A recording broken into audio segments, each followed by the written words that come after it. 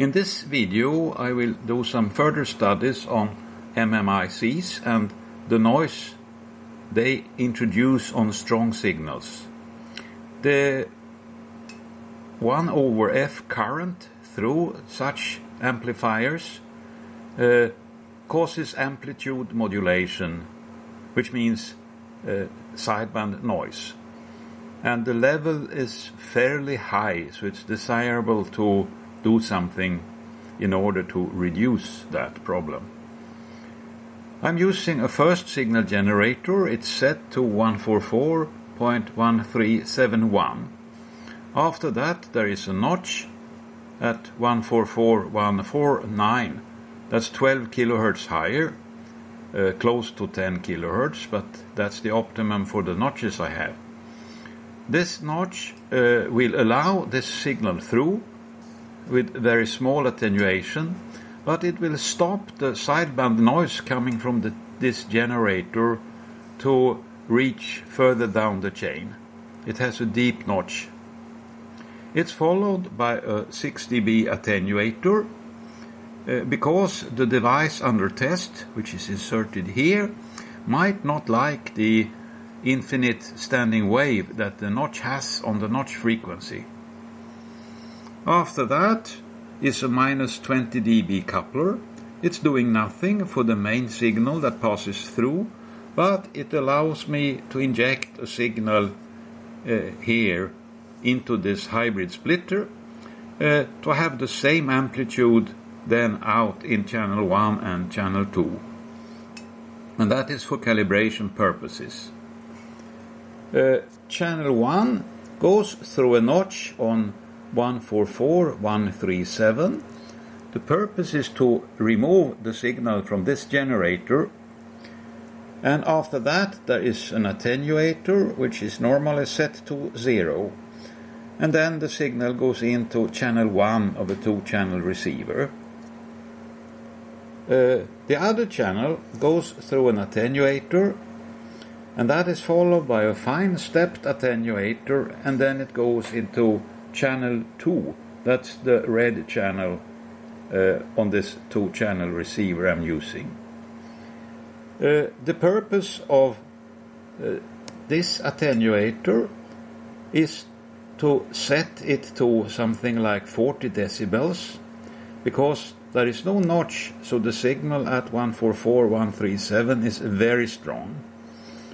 When I set this attenuator and this attenuator equal and inject the signal here, which then comes out with the same amplitude here and here, and if I set the same attenuation, I expect the traces on the 2 channels to be the same. I will have to set some attenuation here to compensate for the attenuation through the notch on the signal frequency, and the signal frequency is this one, 144.1491, because that's the optimum frequency of this notch, and that's where the noise from the signal generator is best attenuated. I will first check this notch filter, and I do that by changing this frequency to sweep over this notch. And I have an amplifier here, which doesn't really matter, and then I am going to look in channel 2 for what is the attenuation over the band of interest, this region around 144.15. So first, the generator is at 137, and that is where it will be when doing the measurement later on. And you can see the red track, it shows minus 50. I have moved it now to 147.1 and look at the signal on the linear screen. here is the signal, and I will step it upwards.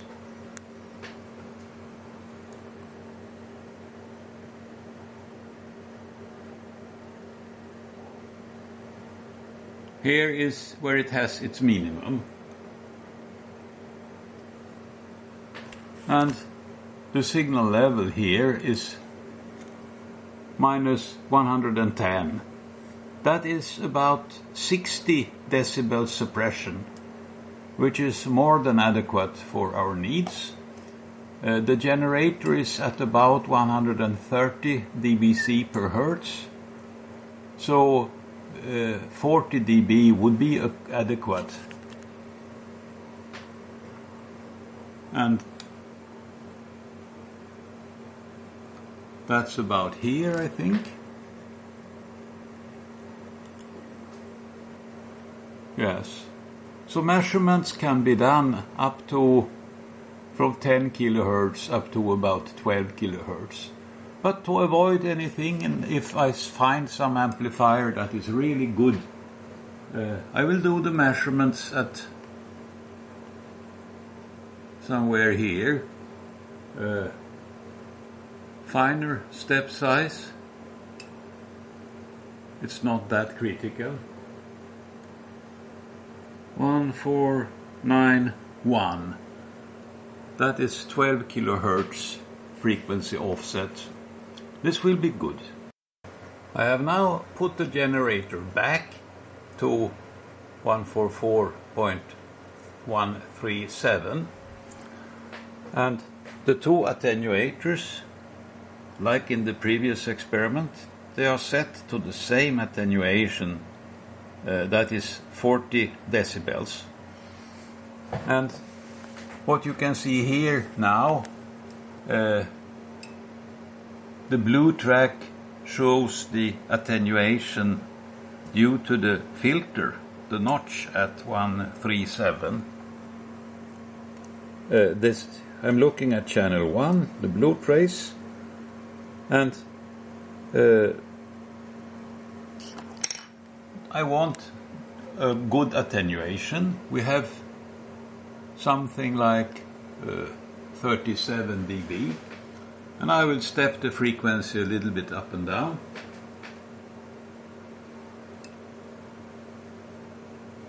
Oops.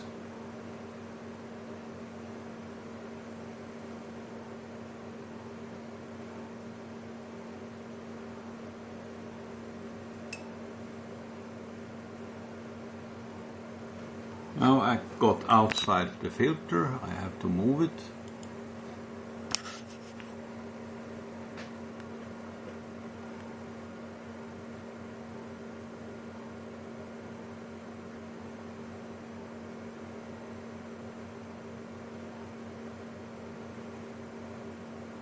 So the optimum frequency was a little bit higher than I initially thought. So I will use this frequency, and I will step up this one to be 12 kilohertz away. I have now switched on this generator, which sends the same signal level into these two channels, and then into through the notch filter, which is on a different frequency, into the blue channel, and through the attenuators here into the red channel. And I have set both attenuators to 40 dB. It means this one and that one. And then I have set this attenuator and the fine stepped attenuator here to make the signal level the same on the frequency of measurement, this 1495. And here is what I see on the S meter, and when I do the readout, I can read both signals are at minus 89.9 dBm. So they have the same level. I was first using this configuration and got some interesting results, but it turns out this was not okay, because this 100 nanohenry 100 pf on both sides, this was also 100 pf and 100 nanohenries. It doesn't isolate enough, so the gain through this varies depending on what I connect on the A and the B points. So I have to do something different.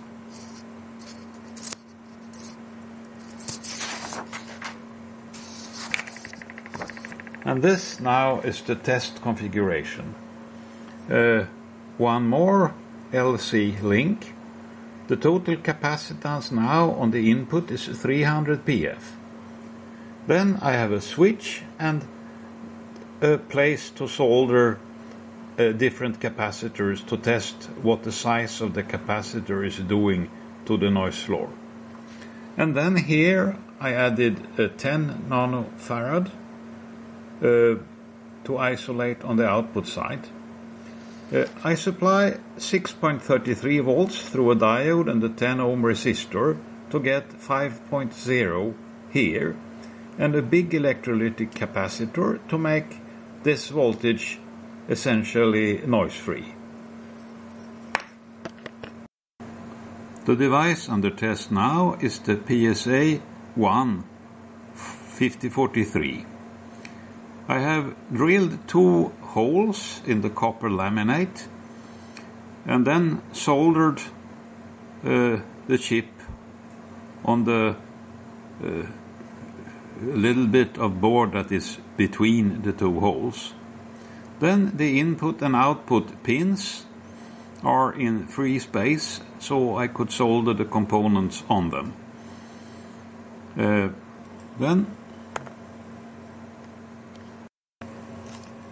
Then the 100 nanohenry inductors here and here, some metal foil between them to avoid having made an oscillator, capacitor to ground, 100 pf to ground, the second inductor, and then here the switch.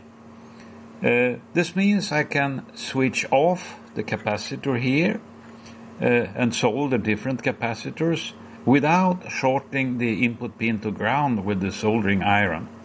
Means I don't have to wait for quite some time while the MMIC goes back to its normal. I mean, shorting that to ground, then it takes a little time before it gets the normal operating temperature, or let's say the normal noise sideband at least. And then big electrolytic capacitor, and the voltage here 5.02 or 5.01 or something. The impedance on the input pin here is very high, so I have to set a screen around it, at least when running with very small capacitors. Now there is no capacitor at all, it's only those 3 100 pf 1, 2, 3. I will check that the signal level is suitable by increasing the signal on the generator. 5 dB, 10 dB, 15 dB, and you can see the red track, that's what I'm looking at, has saturated now. So at this point, that is 10 dB below the completely saturated amplifier. Now I want to calibrate the S meter to make the red track read -40. That's because I have set the attenuator for the red track to 40, while I have set the attenuator for the blue track to 0. So there will be a 40 dB difference in calibration for the two channels.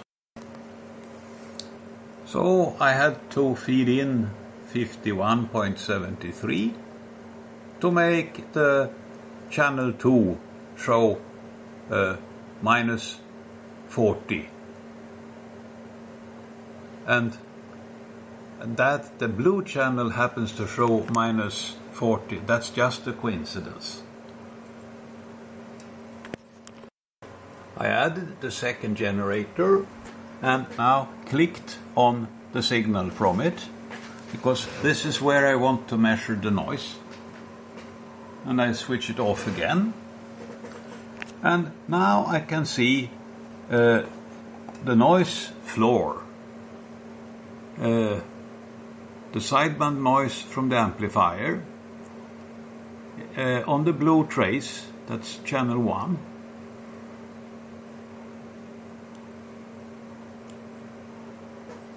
And what I see is minus 112.9 dB. And that is in a bandwidth of 1 kilohertz. I can verify the bandwidth.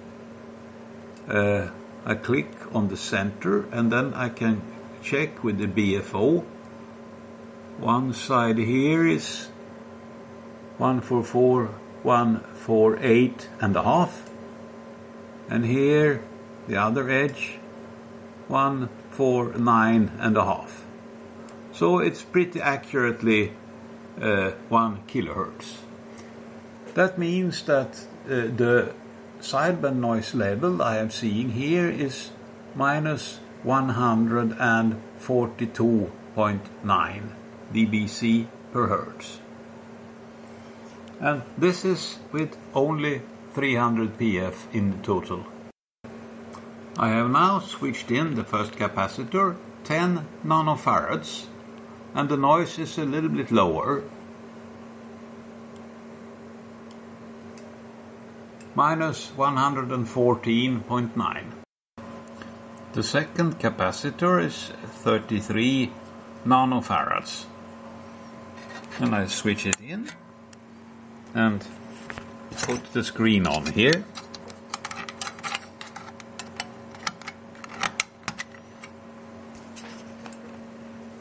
And you can see the noise is significantly lower now.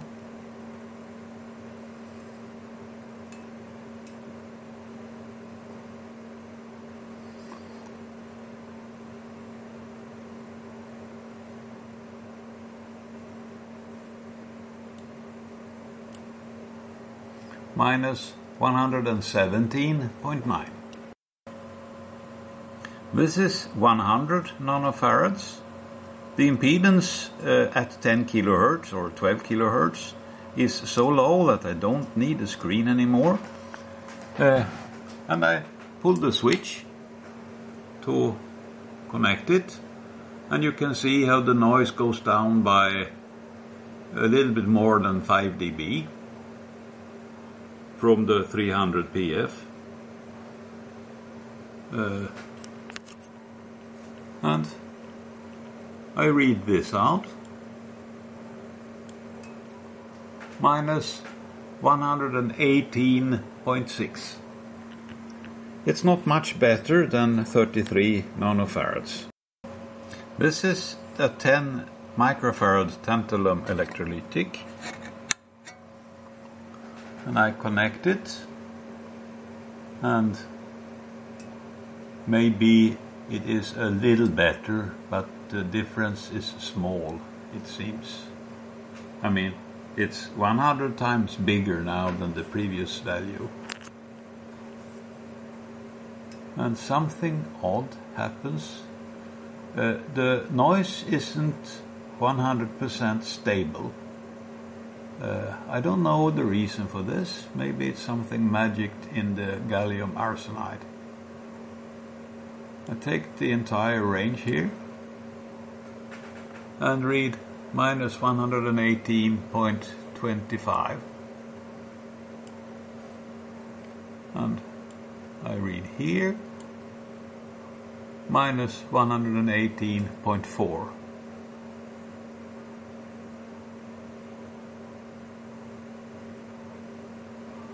Well, this was a big capacitor, so switching it in may cause some fairly large current for a while on the input pin, and that may upset the semiconductor inside. I don't know. I wait for a while.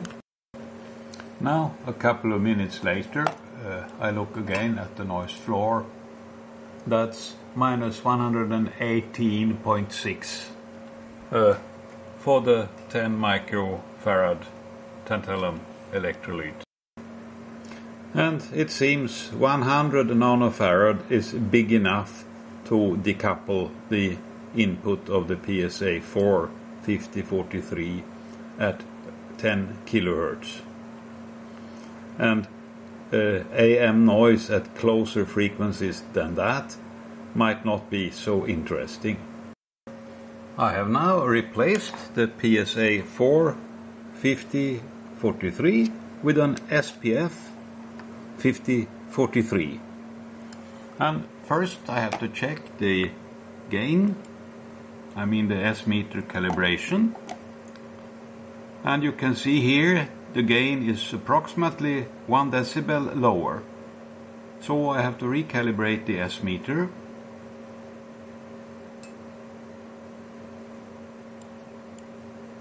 Oops. It shows minus 41.45, so it's 1.5 dB.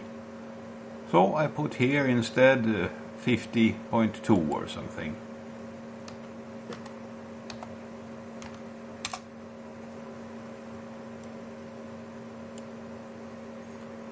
$39.93, so 50.25 then.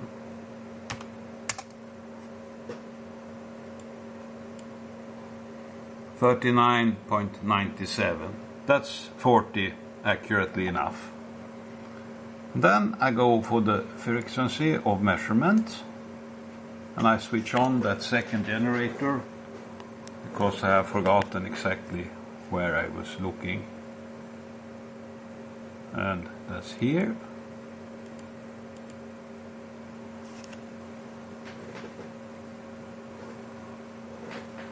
And now I can read the noise floor. This is with no capacitor. And I have the screen on top because presumably the impedance is very high on the input pin of this device also. And I read the noise floor. Oops. The mouse isn't always as I want it to. Minus 98.6. I still have the 10 microfarad capacitor and I switch in it now. And you can see the noise floor goes down by more than 15 dB. So the capacitor has far more influence on this device than on the PSA4 device.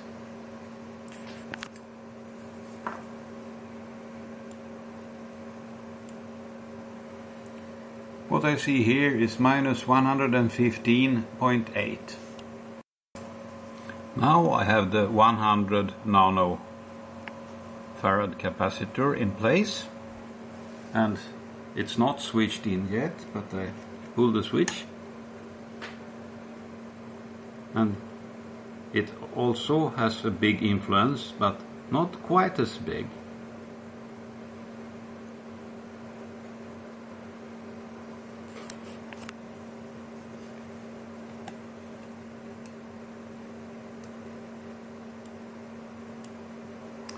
Now it is minus 114.3. Minus 114.3. So there is a significant difference between 100 nano and 10 micro on the SPF, but there is no difference on the PSA4. That's kind of interesting, perhaps. Now it's 33 nanofarads, and switching it in gets me to this situation. And I don't think it matters, but I will put the screen on top now.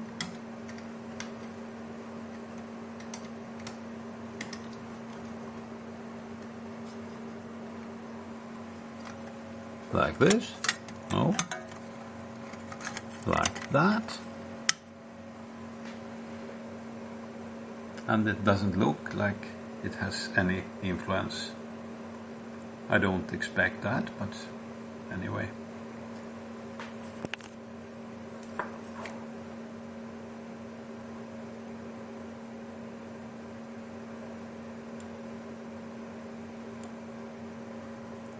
(108.9).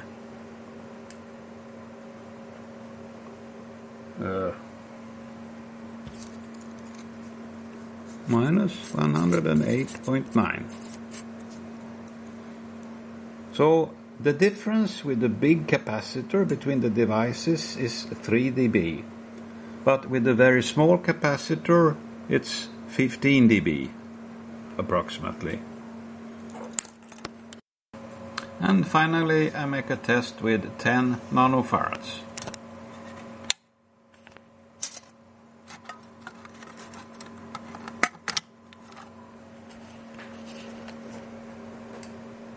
And you can see 10 nanofarads does not bring the noise down from having no capacitor, not by very much, from 98 to 103 or something.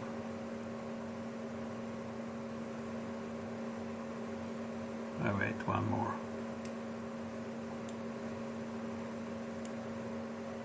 101.5.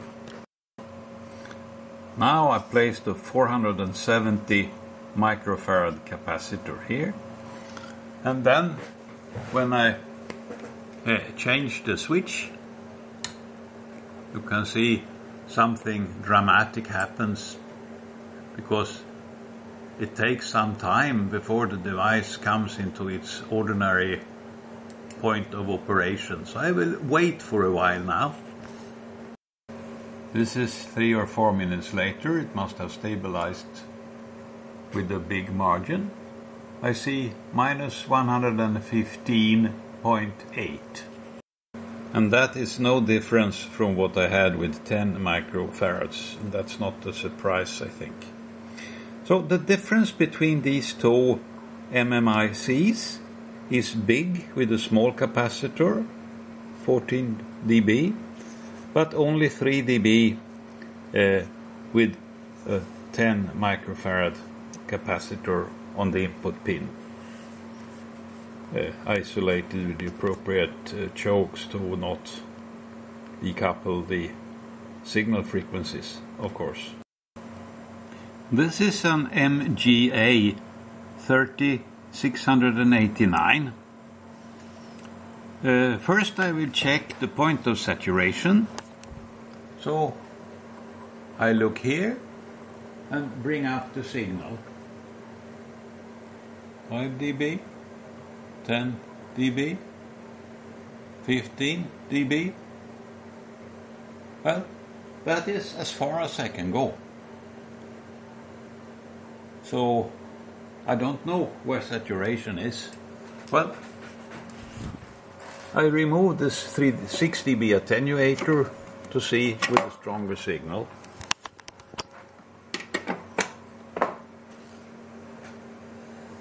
And it looks like it's 6 dB more. So I put it back.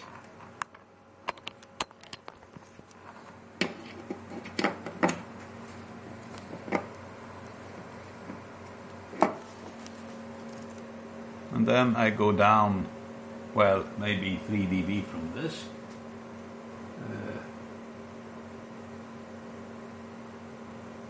let's say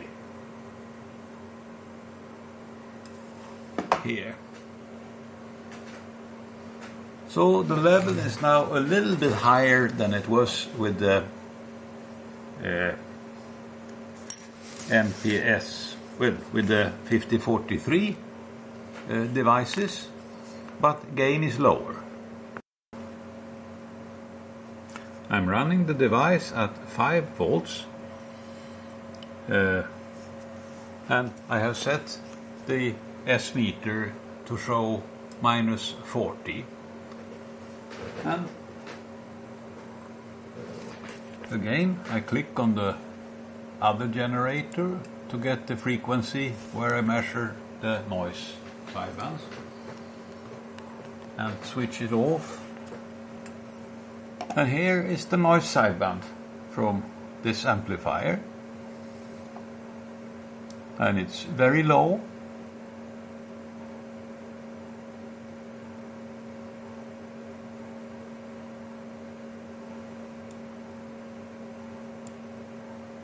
-126.3, and I switch off the main signal, oops, like that, to make sure that what I see is really the sideband noise, and it is, because the white noise is another 8 decibels lower or something like that. So this was the value. -126.5 means -156 dBc per hertz. As it happens, this measurement was with the electrolytic capacitor on the input side, and I switch that off, and as you can see, it doesn't make any difference. Well, no surprise, I forgot that I must have the strong signal present when looking for the noise sidebands. So the capacitor is in place and I switch it off.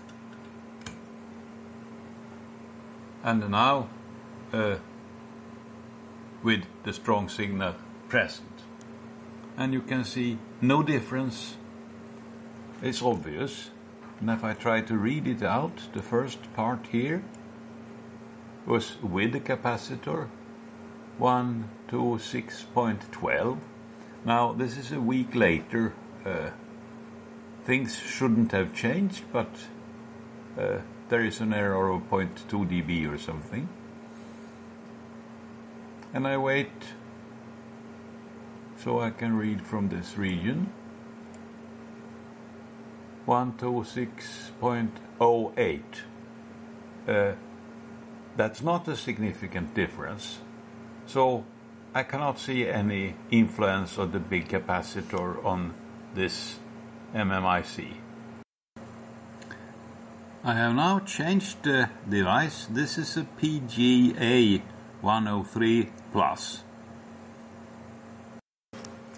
I verify I'm not too close to saturation, stepping upwards in steps of 5 decibels.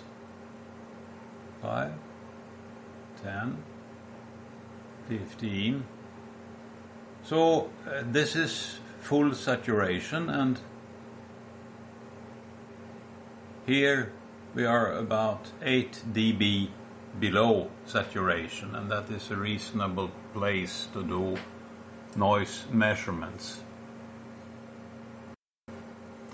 And calibration shows -40 dB for the red track, because I am still having this lower attenuator on 40 decibels.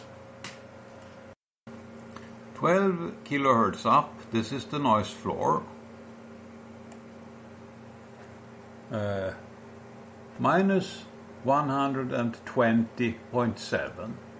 That's -150.7 dBc per hertz.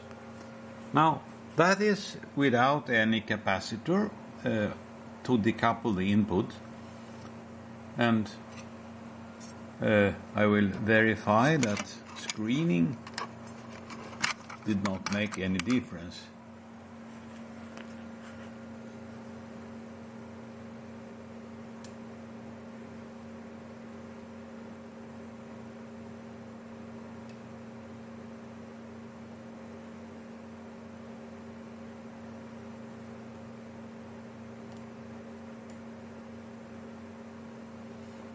Well, one more.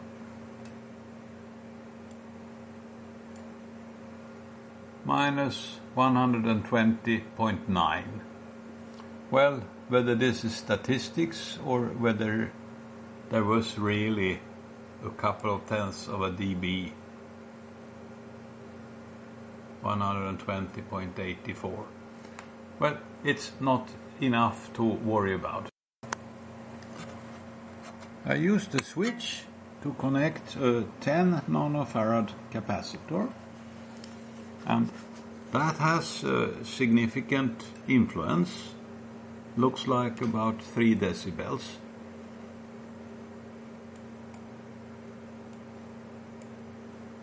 Now it is minus 123.7, means minus 153.7 dBc per hertz.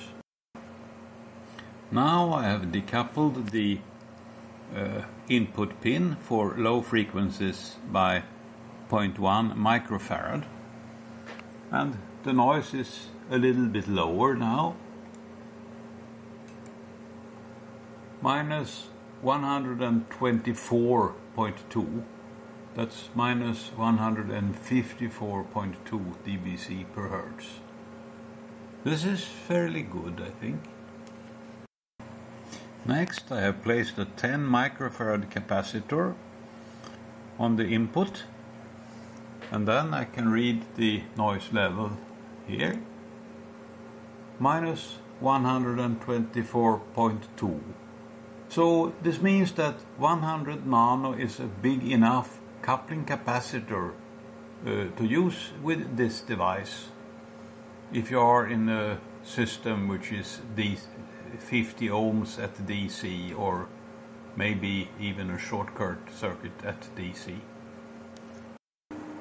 These measurements were made with a signal level of plus 12.5 dBm, and that's about 80 dB from the saturation point. I will step the level up by 3 decibels,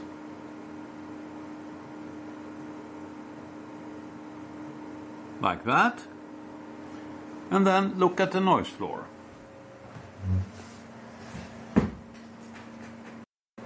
First, I check calibration. The signal should be 3 dB stronger, and indeed it is, so I change the calibration here by 3 dB to again read minus 40, and then I go for the frequency for the measurement by switching on the second generator and put that into the center of the passband, and then switch off.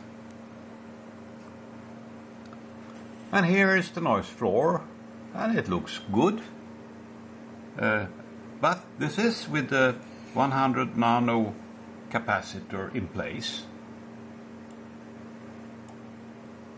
and the level is minus 125.05. That's minus 125. Then I switch out the capacitor.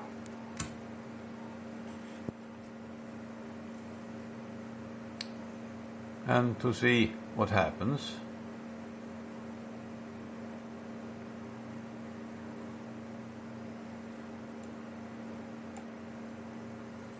And the level is now minus 119.9.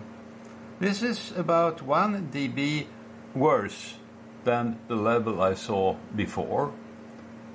Well, 1 dB is not so much, but I think when I go up another 3 dB on the signal generator, like that, It's obvious that the noise went up by more than 3 dB, and probably the signal, I click on the signal here, it probably didn't go up as much as 3 dB. So at saturation, you see minus 37.3, so it was 2.7 dB. The noise increases significantly when we are close to saturating this amplifier. The output power is now plus 18.3 dBm, and that's about as high as one can go on this device without too strong problems of intermodulation and saturation and noise. It's now calibrated at this near saturating level, and I will look for the noise floor. On this frequency, and I switch off the extra generator.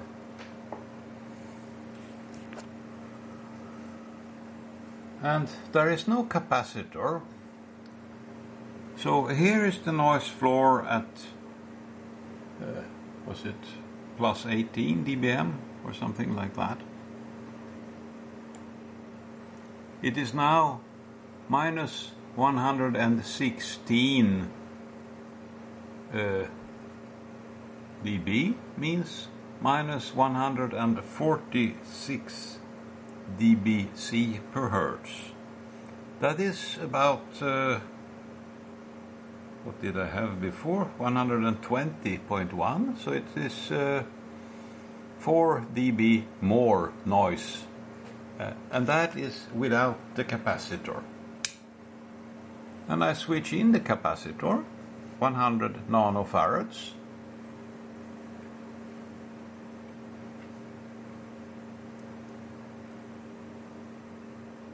And look for the noise level, minus 124.4. So that is even better than the level I had at a lower signal level. It means that with a big enough decoupler, 124.5 even, with a big enough decoupler, this amplifier is now saturating a little bit, means it will do amplitude limiting. It will not add noise anymore because of the decoupling. So from a noise point of view, we can run it into saturation. It's good to know if you want to use it to amplify a crystal oscillator or something. But without appropriate decoupling of the input at low frequencies, this thing adds noise. And the device is a PGA-103 Plus. Here is a summary. We can see that without a big coupling capacitor, leaving the input pin at a high impedance on low frequencies, we see a degradation when approaching saturation. It goes from 151 down to 146 dBc per hertz at 12 kilohertz. Maybe not so bad, but with a bigger capacitor, 100 nanofarads, it stays at about minus 155 dBc per hertz, all the way up to saturation. I said something about it acting as a limiter, improving when saturating, but that was not well founded, as you can see now.